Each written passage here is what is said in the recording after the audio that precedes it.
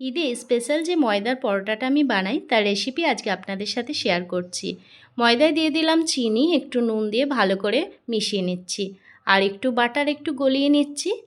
গলানো butter আমি দিয়ে দিলাম ময়দায়, আর একটা একটা করে ডিম ফেটে ময়দায়, মোট আমি 4টে ডিম ব্যবহার করেছি 1.5 কেজি ময়দায়। গলানো বাটার আর ডিম দিয়ে ভালো করে মেখে নিচ্ছি।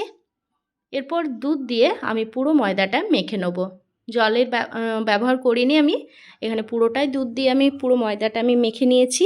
একটু সময় নিয়ে খুব ভালো করে ময়দাটা মেখে নিতে হবে, একদম সফটভাবে পুরো ময়দাটা মাখা হয়ে যাবে। আবারও একটু দুধ দিয়ে ভালো করে মেখে নিচ্ছি, একদম সফট হয়ে গেছে। এবার একটা ভিজে কাপড় দিয়ে ঢেকে একটা টিফিনের ঢাকনা লাগিয়ে আমি 2 ঘন্টা মতন রেস্টে দিলাম। এবার ময়দা থেকে লিচি কেটে পাতলা করে একদম বেলে নিচ্ছি, যতটা পাতলা করে সম্ভব হয় আর কি।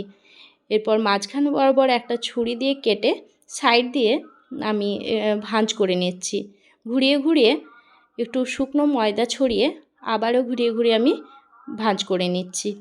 এভাবে প্রত্যেকটা পরোটা আমি ভাঁজ করে নিয়েছি। এভাবে ভাঁজ করলে লেয়ারগুলো খুব ভালোভাবে বোঝা যায়। প্রত্যেকটা পরোটা ভাঁজ করা হয়ে গেছে। আবারও পরোটাটা বেলে আমি দিয়ে দিলাম গরম তেলে।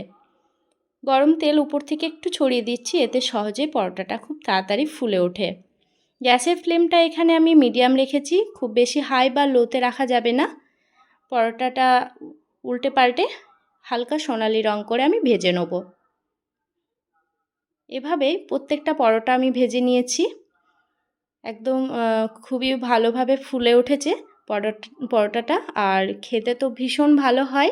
একবার বানিয়ে দেখবেন খেতে কতটা ভালো হয়, আশা করি বুঝতে পারবেন।